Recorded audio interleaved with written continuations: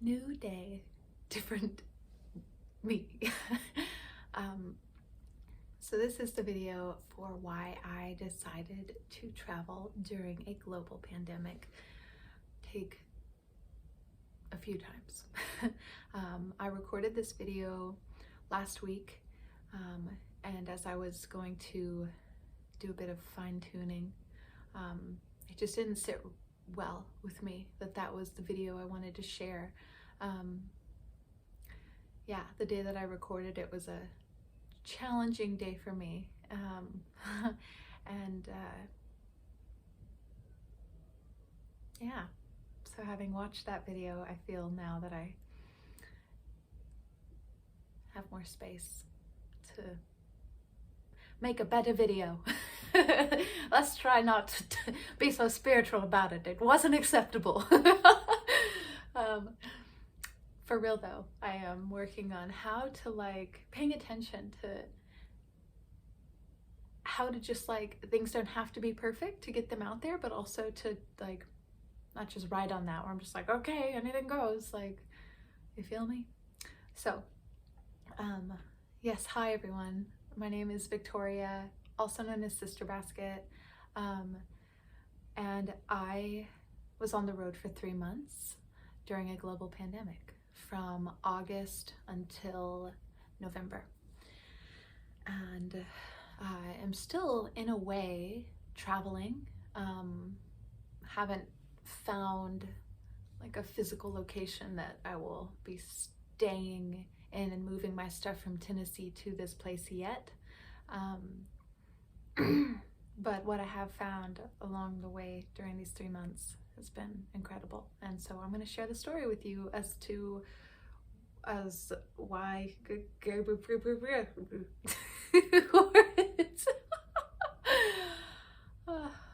I'm approaching my moon and I'm really in my headspace. It's a tender time for Victoria right now.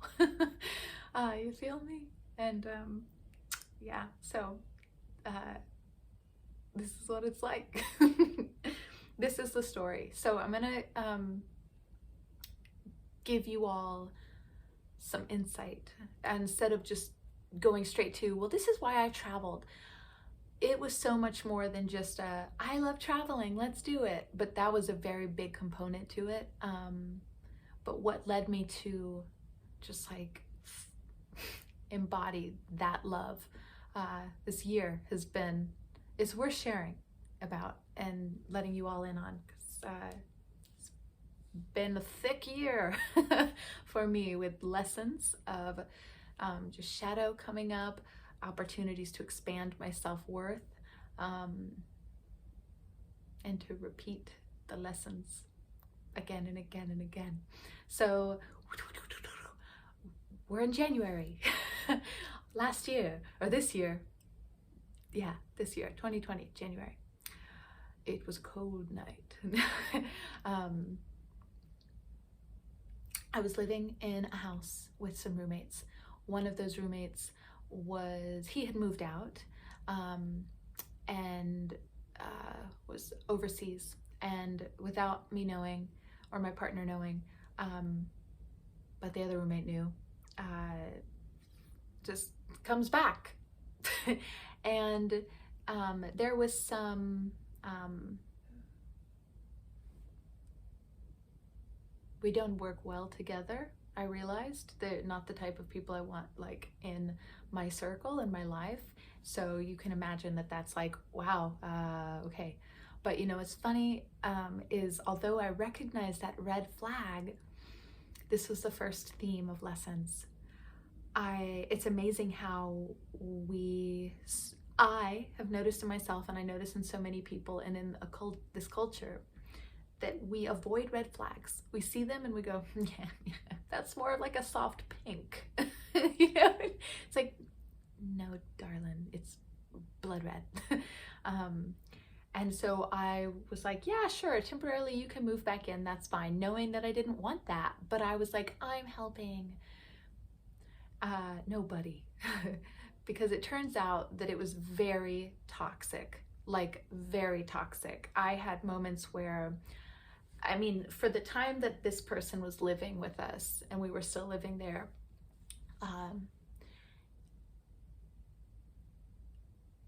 I was not safe in my home, in my room, even in the one room that was like covered in me. I didn't even feel safe there from this specific person. Just toxic people. That's another theme of how I saw like that toxic people were just coming into my life, and how I was engaging them to keep them there, and interacting, and why, and led me to boundaries and how to deepen my practice with boundaries, because I was letting these toxic people just come on in. I was opening the door for them, and then not feeling safe in my own home. But I was like, how did I participate in this coming to be, you know? Wow. And that was a tough one. And, you know, I'm feeling good today because I'm feeling good. I've been, just overcame a trigger in the moment and worked through it. And so I'm feeling good.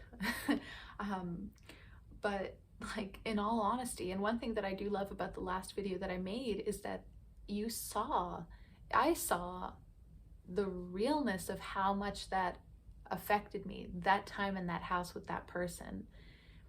It was so obvious on my face. And so while I'm smiley and great lighting, that is a very big part that led to why I traveled the world.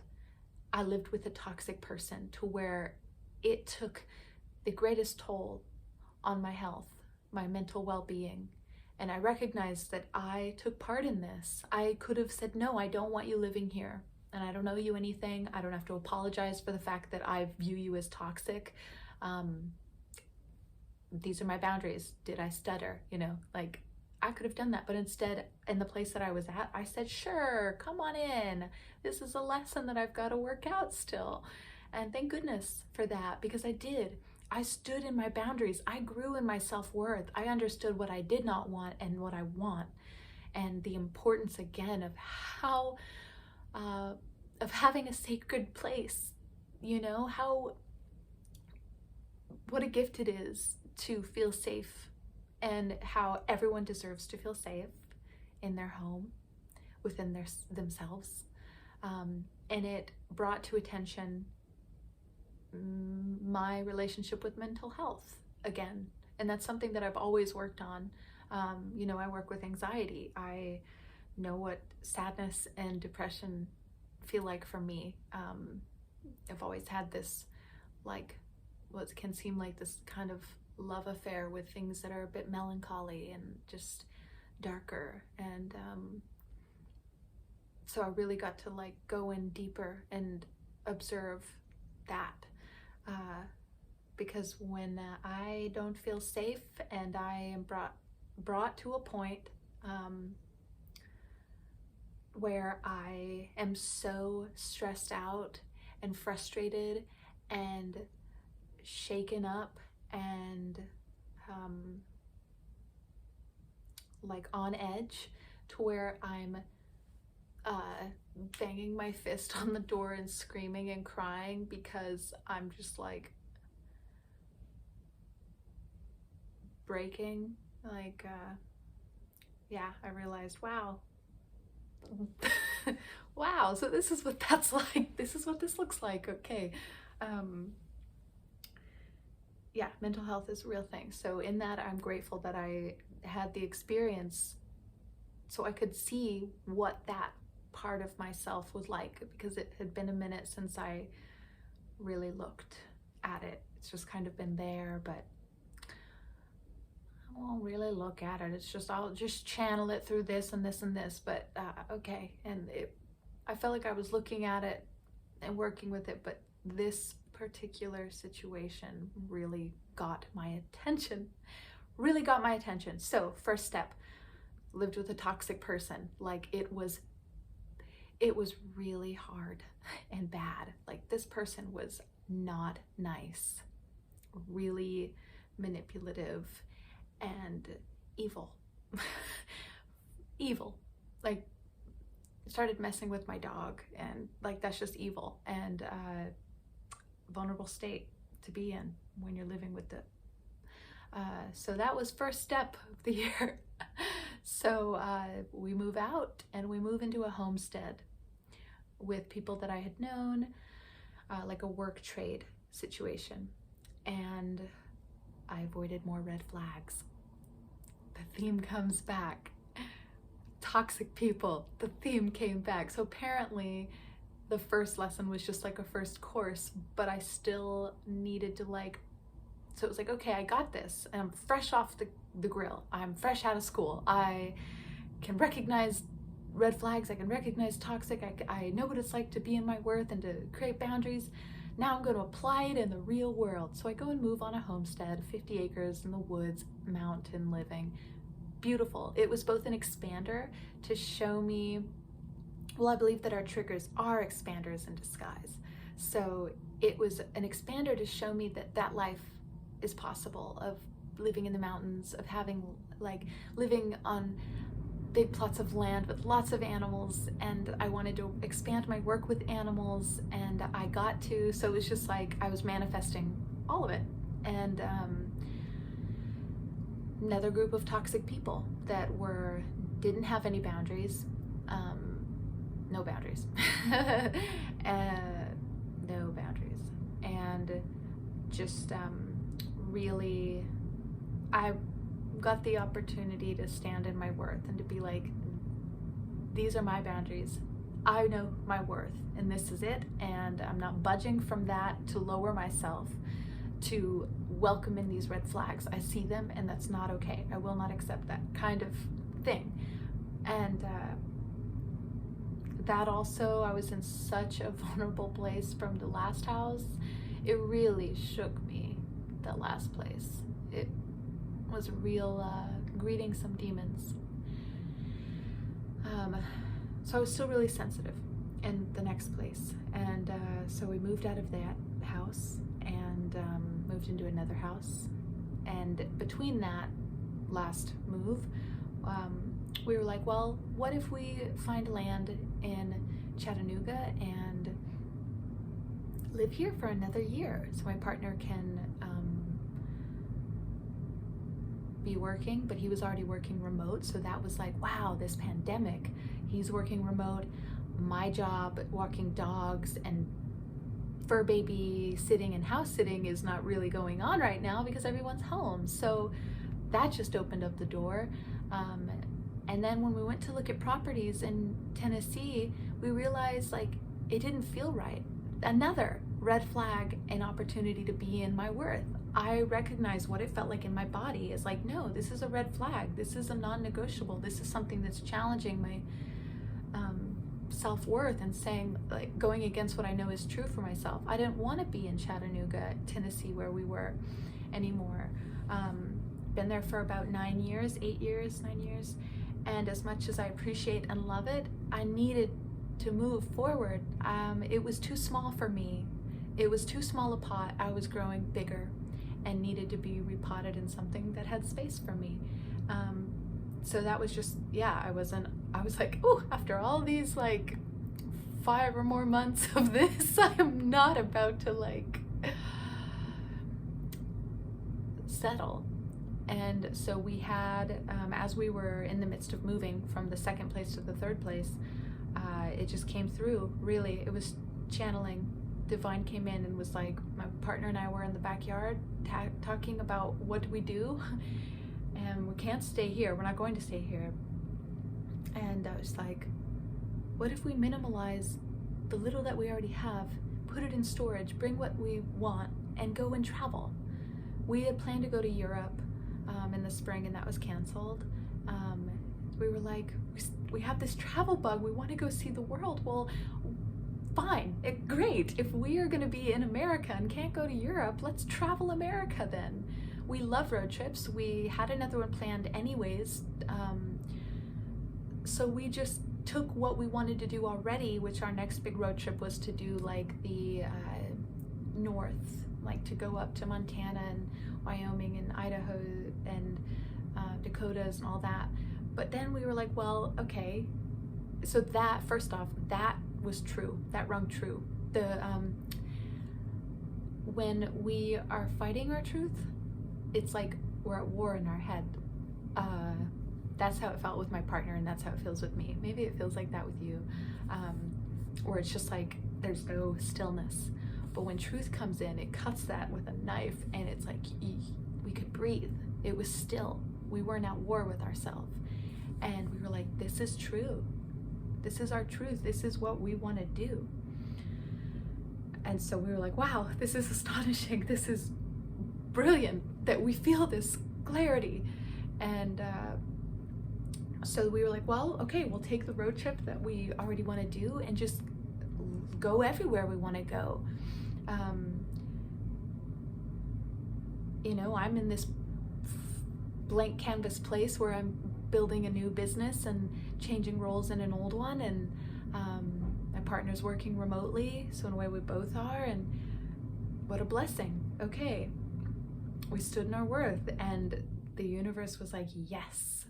So we moved to this next temporary place with that in mind, that we were there for just a month, and that was another opportunity for me to be in my worth. I was like, this is hilarious at this point. Yes, it's just like back to back to back to back. But I'm really getting practice in this, and I love this kind of practice. It's not always the easiest or comfortable, and sometimes I'm unaware that I'm practicing something. I'm caught up in the tide, but I do love self-reflection, practice, and yeah. So I was like, okay, this is uncomfortable, but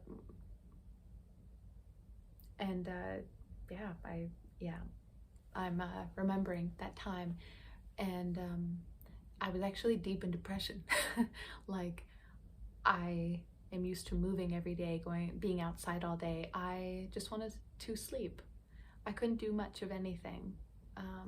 So like I said, in the beginning of the year, I really started giving more attention and seeing more of these demons within myself, these darker places, the shadows. And it arrived full force where I was just in darkness. And what was really beautiful is I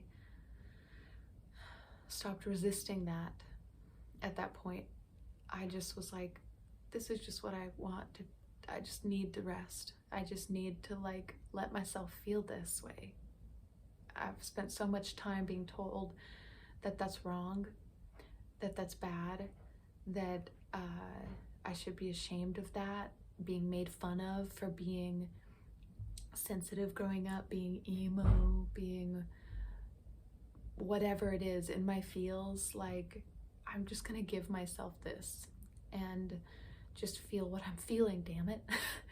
And so it was both very dark and very much just like a relief, but it wasn't the easiest thing because there were certain dynamics in the house where I wasn't by myself to just process this. There were other people viewing me from their opinion, and that is with the dynamics that were there in that specific situation, it made it feel a little sticky, you know. But just again, I just was like, I'm just gonna keep on trucking, just keep on, okay. And managed. Although I was dying, I was living, and it was intense. And so the time came where we were like, we're leaving on this day. We're going to travel the US. We're going to go up the East Coast, go all over the north, through the center, over to the west, Pacific West, Northwest. Yeah, so all of that story, just to give you an idea of like the headspace that I was in, I had died. I had gone through a very big death within myself, and a rebirth too, but very much a rebirth. It was like the road trip was grieving the death in ways, but not because we're busy driving and doing all the things and I just craved stillness, but to find that within myself, to grieve the death how I was when I was, and the rebirth was coming, but the process leading up to traveling was very much a death, and to just let myself be in that, that is what allowed I believe the channel to come through, where it was like, let's hit the road, let's just move, let's do what we want to do now instead of wait.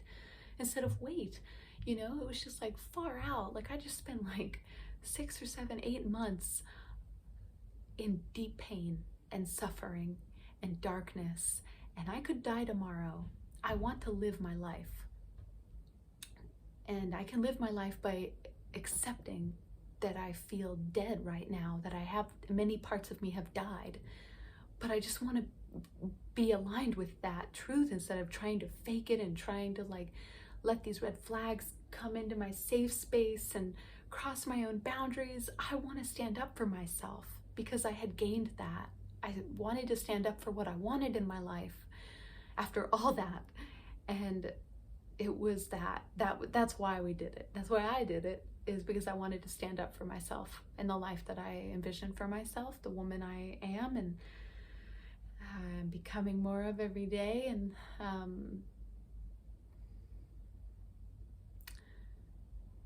it was just like, whoa, I can't, it also felt like I couldn't take anymore. Like that was the time. I knew that when it was time for me to move from Chattanooga, I would. And I knew then. And I had been teetering on that idea for years, everyone. Like, oh, when am I gonna move? I am ready to move. And I just didn't. That was the time. I was like, okay, I have been stripped. I have broken. Perfect. I've broken open for more space to come in. That's what was needed. Well, shit. Like, I would have scheduled an appointment for this years ago had I have known. But it all in divine timing. So I needed to break open, and continue to break open. I totally continued to break open on the road, and I'm still breaking open. And more so now, it feels like I'm just reprogramming to just be like, okay, yes, we are always breaking open, but I am open, like welcoming the new life, you know, like there comes a time where you're just like, okay, it's time to move on. And yeah, it was just like, and saving myself, coming and protecting myself, and being my own caretaker and lover, and mental health became a real priority to me. And I realized what I needed to do to, and that was to show myself that I could go after my dreams, that even if I was broken and felt so small in so many ways, that it was because I was entering a new space where there was so much space. And it felt like this inner, deep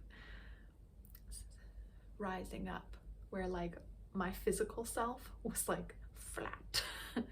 All of it was just like flat. The well stood up for me and said, we go east. And so yeah, we started to go east. And I also believe that, you know, I lead through example. If I'm to make change in the world, I embody this first. And I want to show you all that it's possible, that anything can be possible, and that I wanted to show myself that I could do it. And I wanted to show you all that, you know, if this lands with you and inspires you, that you can do it too. You can go after your life. There might be challenges. The cookie crumbles that way sometimes, you know, but that doesn't mean it's impossible. I was depressed, like sad, broken, and I was like, this is it. This is all there is. And it took me going there to be reborn again. And what a gift, because it was dark and I didn't know when I would come out of it. So to receive this gift of life, I want to make the most of it and to use the platform that I have as a human being here, with a voice, with a platform, with a leader heart, to help reflect back to you the truth that I believe is all of our truths, and that is that pleasure is your birthright. You deserve to recognize and embody, to recognize how worthy you are and to embody that. You deserve that. And your life is a beautiful piece of art. And we can do it. So, that all being said, that is the story. Yeah. And I'm not going to edit this because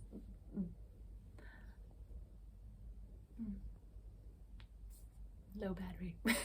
I'm not going to edit this because I'm going to show myself that this is fine. I'm going to post it. This is real. This is sometimes how we talk, and I'm still worthy of being loved, even if whatever. You're still worthy of being loved. We're just having a conversation. And this is real. Depression made me travel the world, or travel the US. Dying made me actually want to live. So, thank you for listening. And I have so much love for all of you.